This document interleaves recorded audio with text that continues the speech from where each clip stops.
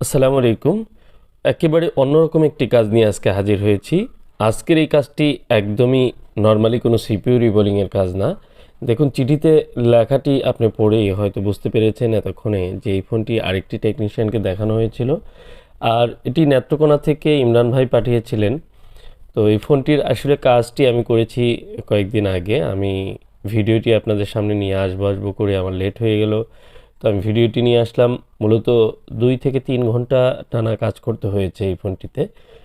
যদিও ভিডিওটি অনেক শর্ট করে এবং স্কিপ করে আপনাদের সামনে মূল বিষয়টি তুলে ধরার চেষ্টা করব। আর এখান থেকে আমরা অনেক কিছু জানতে পারবো যে একটি ফোনের কী ধরনের কাজে মূলত একটি ফোন খারাপ হয়ে যেতে পারে এবং একের পর এক আইসি নষ্ট হয়ে যেতে পারে। তো দেখুন, এই ফোনটি আসলে কোনো রিডিং নেই, একদমই শর্ট মোডে রয়েছে, ননসেন্স। আর এই ফোনটি যথেষ্ট পরিমাণ ট্রাই করেছে। স্টিলের যে ঢাকনাটি সেটি কিন্তু খুলে আবার পুনরায় উনি লাগিয়ে দিয়েছেন। পাওয়ার সেকশনে কাজ করেছেন, সেই সাথে অডিও এবং কি সিপিইউর পাশে যে র্যামের ক্যাপাসিটর সেটি কিন্তু নেই, এবং সেই সাথে দেখতে পাচ্ছেন যে এটি সিপিইউতে হিট দিয়ে বল বের করে ফেলেছে এবং কি বিভিন্ন জায়গায় বল আটকে আটকে আছে। আসলে সিপিইউ কিন্তু রিভলভ করেনি এই ফোনটিতে, র্যাম সিপিইউ কোনো রিভলিং করেনি। আর যিনি চিঠি লিখেছেন যার ফোন, উনি কিন্তু বলেছেন যে রিভলিং সম্পর্কে তার কোনো ধারণাই নেই। আসলে দেখুন, এই ফোনটি একটি 8 জিবি র্যামের 256 জিবি রোমের একটি ফোন, অনেক ভালো একটি ফোন। এসকে হাইনিক্সের র্যাম দেখতে পাচ্ছেন আপনারা। তো এত ভালো বা দামি একটি ফোনে আসলে যেভাবে ট্রিটমেন্ট করেছেন এটি কিন্তু একদমই উচিত হয়নি। কারণ অনেক ছোটোখাটো ভুলের কারণে আমাদের ফোনগুলো খারাপ হয়ে যায়। এই ফোনটিতে কি করেছে, ব্যাটারি দিয়ে অনেকে আছেন শর্ট কিলার তৈরি করেন। আপনারা জানেন যে ব্যাটারি দিয়ে শর্ট কিলার খুব সহজে তৈরি করা যায়।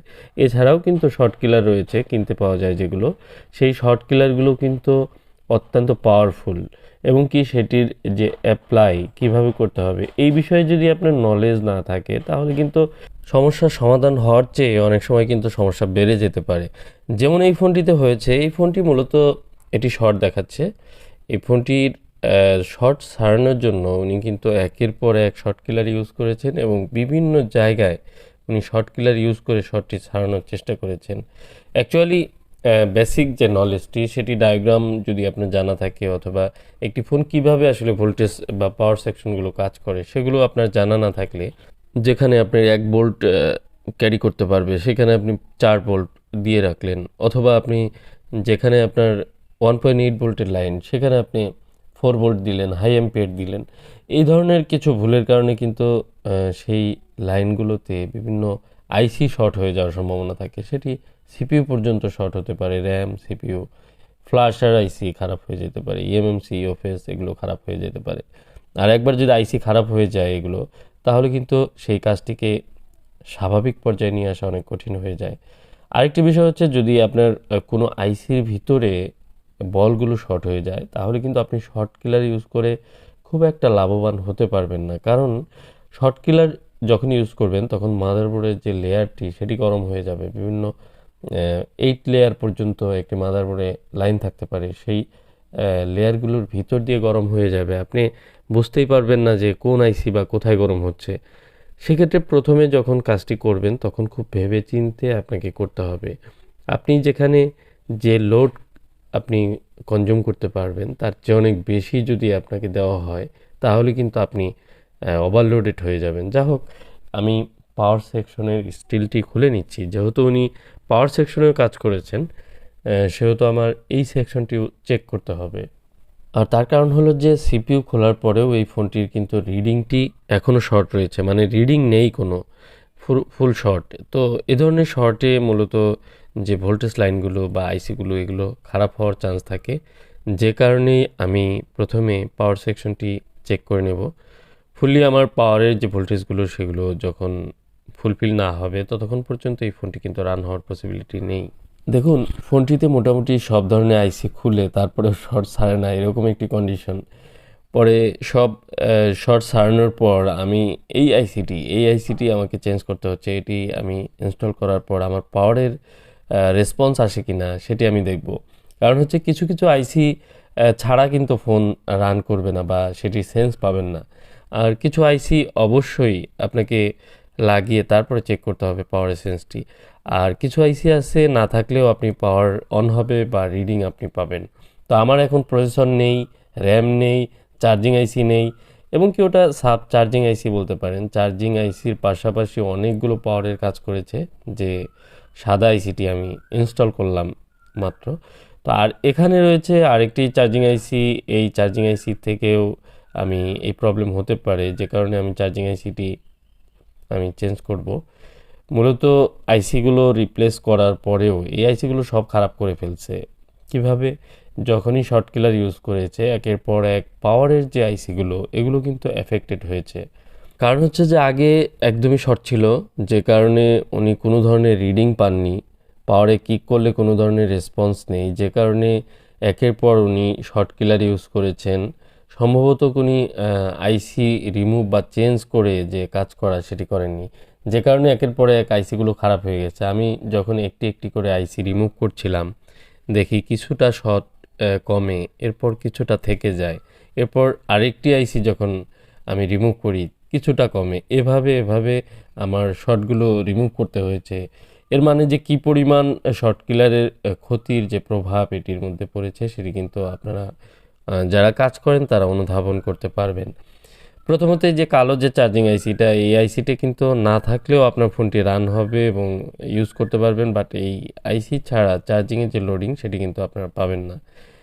তো যে কারণে আমি পাওয়ার চেক করার জন্য প্রথমত এবং শর্টের যে শর্ট ছেড়েছে কিনা সেই বিষয়টি দেখার জন্য আমি আইসিটি রিমুভ করে আমি সম্পূর্ণ ক্লিয়ার করে আবার আইসিটিকে রিভলভ করে তারপরে ইনস্টল করলাম, এবং এবার দেখব যে শর্টটি রিমুভ হয়েছে কিনা। যদি রিমুভ হয়, নর্মাল রিডিং আসে, সেক্ষেত্রে আমি প্রসেসর ইনস্টল করে তারপর চেক করব। তো দীর্ঘ সময় কাজ করা হয়েছে এই ফোনটিতে, একের পর এক স্টেপ বাই স্টেপ কাজ করতে হয়েছে। তো আমি চেষ্টা করছি যে ফোনটি কমপ্লিট করার, কারণ অনেক রিকোয়েস্টের পর ফোনটি আমি রিসিভ করেছি। আর উনি আমাকে আগে জানিয়েছিলেন যে এই ফোনটি আসলে যেখানে দেখানো হয়েছিল উনি শর্ট সারানোর জন্য অনেকভাবে চেষ্টা করেছেন, এবং কি ব্যাটারি দিয়ে বারবার শর্ট দিয়ে দিয়ে সারানোর চেষ্টা করেছেন। তখনই আমি বুঝতে পেরেছি যে এই ফোনটিতে হয়তো কোনো শর্ট রয়েছে, এবং সেই শর্টটি রিমুভ করার জন্য উনি যে টেকনিক অ্যাপ্লাই করেছে সেই টেকনিকে যদি ভুল থাকে আর উনি যদি সেই এই কাজের বিষয়ে নলেজ ভালো না থাকে, তাহলে তো আমাকে অনেক এই বিষয়টি নিয়ে ঘাঁটতে হবে। সবচেয়ে বড় কথা হলো যে এখন যে কাজগুলো, এই কাজগুলো আপনি যদি টেকনিক জানা থাকে এবং কি সেই বিষয়ে আপনার অভিজ্ঞতা থাকে, আপনি খুব সহজে করতে পারবেন। বাট সেই বিষয়ে যদি আপনার কোনো অভিজ্ঞতা না থাকে, তাহলে কিন্তু এই ধরনের কাজগুলো করতে গেলে আপনাকে অনেক ভেবেচিন্তে করতে হবে, না হলে ফোনগুলো কিন্তু খারাপ হয়ে যাবে। আর এই কাজ করা ফোনগুলোতে কাজ করতে গিয়ে অনেক বেশি সময় এবং কি অনেক বেশি খরচও হয় এই কাজগুলোতে। যেমন আজকের এই ফোনটিতে আমি পাওয়ার আইসি, চার্জিং আইসি সহ বেশ অনেক আইসি চেঞ্জ করতে হয়েছে, এবং বেশ কিছু ক্যাপাসিটর রিমুভ করা ছিল, সেগুলো কিন্তু আমাকে ইনস্টল করতে হয়েছে। সেই সাথে আমার সিপিইউ, র্যাম এগুলো রিভলভ করতে হয়েছে। আর এগুলোতে ওনারা হিট দিয়েছিলেন, যিনি কাজ করেছেন হিট দিয়েছিলেন, কিন্তু এই রিভলিং সম্পর্কে ওনার টোটালি কোনো নলেজই ছিল না, যে কথা চিঠিতে যার ফোন তিনি বলেছেন। তো এখন এই যে অ্যাডভান্স লেভেলের কাজগুলো, এই কাজগুলো যদি আপনার নলেজ না থাকে তাহলে এগুলো করতে যাবেন না, নষ্ট করবেন না। সবচেয়ে বড় কথা এটি, কারণ একটি দামি ফোন, যার ফোন তার আসলে যখন ফোনটি ঠিক না হবে অনেক বড় ক্ষতি হয়ে যাবে। দেখুন এখানে 1.1 ভোল্টের যে র্যামের ভোল্টেজ লাইনের ক্যাপাসিটরটি সেটি কিন্তু রিমুভ করে ফেলেছিল। আর এর কারণ উনি শর্ট ছাড়াতে গিয়ে উনি ভেবেছেন যে এই লাইনটি শর্ট রয়েছে।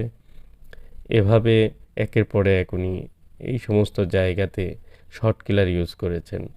তো দেখা যাক এবার আসলে শর্ট কিলার ইউজ করার পরেও আইসি ভালো আছে কি না, এটি অনেক চ্যালেঞ্জিং বিষয়। আর আপনি ধরুন যে 10 তলার থেকে নিচে পড়ে গেলেন, আপনি বেঁচে থাকলেও আপনার জন্য খুব ঝুঁকিপূর্ণ জীবনটা, এরকমই হয়েছে এই ফোনটির। অনেক বড় বড় শট খেয়েও বেঁচে আছে কিনা দেখি। আমি আসলে খুব আশান্বিত যে এই ফোনটি ঠিক হবে। কারণ হচ্ছে র্যাম, সিপিইউ এগুলো যে ভালো থাকে, আর এগুলো যেহেতু রিভলিং করেছিল না, এবং কি এই আইসিগুলো অন্তত ইনটেক রয়েছে, সেহেতু আইসিগুলো যে ভালো থাকে, এই মাদারবোর্ডটি যদি খারাপও হয়ে যায় সেক্ষেত্রে কিন্তু অন্য একটি বোর্ডে লাগালে কিন্তু হবে। এই যে একটা আশা বা একটা চেষ্টা, এর জন্যই কিন্তু এই ফোনটিতে অনেক লম্বা সময় দিয়ে আমি কাজ করছি, সেই সাথে অনেক ভেবেচিন্তে কিন্তু কাজটি করতে হচ্ছে। যেমন আমি কি ফর্মুলায় কাজ করলাম, প্রথমে আমি শর্টটি রিমুভ করলাম এবং কি ফোনের সিপিইউ ছাড়া যে নর্মাল রিডিং সেটিকে আমি নিয়ে আসছি এবং কি সেটি আসার পর আমি কিন্তু এই সিপিইউ এবং র্যামটি ইনস্টল করলাম। র্যাম এবং সিপিইউ ইনস্টল করার পর আমি আপনাদের দেখাবো যে ফোনটি আসলে রান হয় কিনা বা কি পর্যায়ে আছে। আমি অলরেডি সিপিইউর পাশের ক্যাপাসিটর লাগালাম এবং পাওয়ার আইসি সহ সব কিছু কিন্তু লাগানোর পর আমার এটির পাওয়ার যে সেকশনটি সেটি কিন্তু পরিপূর্ণ কাজ করছে এখন। পাওয়ারের যেখানে যে ভোল্টেজগুলো প্রয়োজন সেগুলো কিন্তু এখন চলে আসছে, যে কারণে এখন আমি আশাবাদী যে ফোনটি কিন্তু রান হবে। আর এই কাজগুলো করতে গেলে আপনাকে অনেক মাথা ঠান্ডা রেখে চিন্তা ভাবনা করে কাজগুলো করতে হবে এবং কি সিস্টেম ওয়াইজে কাজ করতে হবে। আর যদি এই ধরনের কাজ আপনি অতিরিক্ত টেনশন বা প্রেশারের মধ্যে করতে যান তাহলে আপনার ভুল সিদ্ধান্ত আপনার এই কাজগুলোকে কিন্তু সাকসেস করে দিবে না। সবচেয়ে বড় কথা হলো যে এই কাজগুলো করার জন্য আপনার যে প্রিপারেশন সেটি প্রয়োজন, সেটি না থাকার কারণে আমি এই কাজগুলো কিন্তু এখন রিসিভ করি না। আপনারা জানেন যে দিনের বেশিরভাগ সময় আমাকে বাইরে থাকতে হয় এবং কি বর্তমানে ইনটেক সেট যেগুলো কাজ করা হয়নি সেই কাজগুলোই রিসিভ করছি এবং সেগুলো আপনাদেরকে বলি। দেখুন, এই ফোনটির উপরে যে ঝড় গিয়েছে এবং কি জায়গায় জায়গায় আইসিতে আপনার প্রবলেম ছিল সেগুলো সলভ করতে হয়েছে। এতগুলো সমস্যা কি হওয়ার কথা ছিল? না। এই ফোনটি সঠিকভাবে রোগ নির্ণয় করলে আপনার রুগীর যেমন অনেক ভালো হতো, খুব অল্প ওষুধে বা অল্প ট্রিটমেন্টে অল্প সময়ের ভিতরে কিন্তু ফোনটা ঠিকঠাক হয়ে যেত। সেক্ষেত্রে ফোনের যে স্বাস্থ্য, হেলথ, সেটি কিন্তু অনেক ভালো থাকতো। তো এখন এই ফোনটির বিভিন্ন জায়গায় কাজ করার কারণে এই ফোনের হেলথটি কিন্তু অতটা ভালো রইল না। এটি স্বাভাবিক বিষয়, এটি আপনার বুঝতে হবে। তো আপনি আপনার নিজের শরীরের বিষয়েই আপনি চিন্তা করুন। আপনার শরীর যখন ক্ষত বিক্ষত করে নিয়ে আপনি একজন ডাক্তারের কাছে যাবেন, ডাক্তার হয়তো প্রাণটি বাঁচিয়ে দিতে পারবে, কিন্তু আপনার যে ক্ষতগুলো সেগুলো কিন্তু পরিপূর্ণ সারবে না। তো আপনারা অবশ্যই ভালো কোনো দক্ষ টেকনিশিয়ানকে দ্বারা এই কাজগুলো করাবেন। যে কাজগুলোকে আপনারা সিরিয়াসলি নেন বা ভালো কাজগুলো মনে করেন যে এটি একটু ক্রিটিক্যাল কাজ। আর আপনারা আমাদের যারা টেকনিশিয়ান ভাইরা রয়েছেন তাদেরকে বলবো যে আপনারা আপনার যে কাজটি আপনি সবচেয়ে ভালো বুঝেন সেই কাজগুলোই আপনি করবেন। যে কাজগুলো বুঝতে পারছেন না সেই কাজগুলো করবেন না। দেখুন, র্যাম সিপিইউ লাগানোর পরেও এই ফোনটি কিন্তু আবারও আমার কাছে 70-80% অ্যাম্পিয়ার কনজিউম করছে। মানে হচ্ছে এটি শর্ট দেখাচ্ছে, তবে সিপিইউ শর্ট না, এটি নিচের সাইডে শর্ট। আমি একটু রজন থেরাপি দিব। আর এটি হয়তো আমাদের টেকনিশিয়ান ভাইদের একদমই সহজ একটি চেনা থেরাপি বা কৌশল, যে কৌশলের মাধ্যমে দেখুন এটির যে চার্জিং আইসি খুব সহজেই ধরা পড়ে গেল যে চার্জিং আইসিটা শর্ট রয়েছে। আর আসলে কত আইসি আর চেঞ্জ করব, একের পর এক আইসি চেঞ্জ করতে করতে আমি অনেক হতাশ। তবে একটি কথা বলেছিলাম, এই আইসিটি ছাড়াও কিন্তু ফোন অন হবে। এই আইসিটি আমি খুলে রিমুভ করে রেখে দিলাম। এবার দেখবো আমার ফোন অন হয় কিনা। এরপর এটি ইনস্টল করে আবার চার্জিং আইসি কমপ্লিট করতে হবে। তো দেখি আগে প্রবলেমটি সলভ হয় কিনা, পাওয়ারটি আগে আনার বিষয়। তো এভাবে আমাদের অনেক টেকনিক রয়েছে, যেসব টেকনিক আমরা অ্যাপ্লাই করে খুব সহজে অনেক জটিল জটিল প্রবলেমগুলো সলভ করতে পারি। কিন্তু দেখুন, এটি এমন একটি প্ল্যাটফর্ম যে ইউটিউবে আপনার টেকনিশিয়ান, নন টেকনিশিয়ান সবাই এখানে দেখে এবং কি এই জায়গা থেকে অনেকে অনেক কিছু শিখেন। আর জ্ঞানের যে পরিধি, জ্ঞান এমন একটি জিনিস, আপনি অপাত্রে যদি জ্ঞান দান করেন সেটি কিন্তু ক্ষতির কারণ হতে পারে। তো এরকমই যেমন এই যে শর্ট কিলার অনেক ভালো কাজের জন্য আমরা ব্যবহার করে থাকি, অনেক প্রবলেম সলভ হতে পারে এই শর্ট কিলারের মাধ্যমে। খুব সহজে আমরা কাজ সমাধান করতে পারি। কিন্তু এই শর্ট কিলারের যদি ব্যবহার সঠিক না জানি তাহলে কিন্তু আমাদের অনেক বড় ক্ষতি হতে পারে। যা হোক, এটির স্টিলের অনেক ঢাকনা ঢুকনা অনেক কিছু খুলে ফেলেছে। তারপরে আমি একটু পট্টি লাগিয়ে এটি থার্মাল প্যাড, হ্যাঁ যেহেতু নাই, থার্মাল পেস্ট লাগিয়ে তারপরে ফোনটি আমি এখন অন করার চেষ্টা করব। ওই চার্জিং আইসিটি আমি আবার লাগিয়ে নিয়েছি। আর পোকো লেখা কিন্তু চলে এসেছে, পোকো লেখাই এসেছে মানে ফোনটি অন হওয়ার কথা। এখন আমি একটু দেখব। ছোট্ট করে একটি গল্প বলি। একটি ছেলে তার বাবাকে প্রশ্ন করলো, বাবা সেক্স কি? বাবা অবাক হয়ে তাকিয়ে রইলেন। কি ব্যাপার, আমার এই 4 বছরের বাচ্চার মুখে এই প্রশ্নটি কেন? তখন তার সন্তানকে সে এই সেক্সের ডেফিনেশন বিভিন্ন কিছু খুলে বললেন। বলার পর ছেলেটি তো বিষয়টি নিয়ে অবাক, চোখ বড় বড় করে বলতেছেন, বাবা এত কিছু! আমার স্কুলে ফর্মের মধ্যে লেখা আছে সেক্স, নিচে লেখা আছে মেল ফিমেল। তা আমি এখন আসলে এই সেক্সটা কি এটি বুঝতে পারছিলাম না, সেই কারণে তোমাকে জিজ্ঞেস করলাম। বাবা তখন জিহ্বায় কামড় দিয়ে বলতেছে, হায় হায় আমি কি করলাম। মানে বিষয়টি হচ্ছে যে যার যতটুকু জানার আগ্রহ তার চেয়ে বেশি যদি আপনি জানান, অনেক সময় ক্ষতির কারণ হতে পারে। যে কারণেই এই ইউটিউব প্ল্যাটফর্মে অনেক কিছুই দিয়ে আমরা অনেকের উপকার করছি, যেমন তেমনি অনেকে অনেক ক্ষতি করছি। কারণ হচ্ছে যে অনেক সময় অনেক সহজভাবে অনেক কাজ আমরা শো করে থাকি ইউটিউবের মাধ্যমে, এবং সেগুলোকে অনেক সহজ মনে করে করতে গিয়ে সেই ফোনগুলো কিন্তু খারাপ করে ফেলছেন অনেকেই। আর যে কারণেই আজ অনেক কমপ্লেইন আমাদের এই বিরুদ্ধে। তো যা হোক, আসলে আমরা চাই যে সবাই ভালো কাজ করুক, সবাই সেই বিষয়ে জেনে তারপরে রাস্তায় নামুক। যেমন আপনি ড্রাইভিং না শিখে আপনি যদি গাড়ি চালাতে যান, তাহলে অ্যাক্সিডেন্ট হওয়ার সম্ভাবনা অনেক বেশি। আর যিনি ড্রাইভিং শিখে গাড়ি চালাচ্ছেন, তার কিন্তু অ্যাক্সিডেন্ট হলেও সেটি অনেক সম্ভাবনা কম থাকে। অ্যাক্সিডেন্ট তো হতেই পারে, তো ভালো ভালো টেকনিশিয়ান যারা, তাদের কাছেও ফোন মরতে পারে, ডেড হতে পারে, কিন্তু আগে জানতে হবে। তো ভিডিওটি কেমন লাগলো জানাবেন। আজকের মতো এই পর্যন্তই। ফোনটি কমপ্লিট হয়ে গেল, আলহামদুলিল্লাহ। আসসালামু আলাইকুম রহমতুল্লাহ।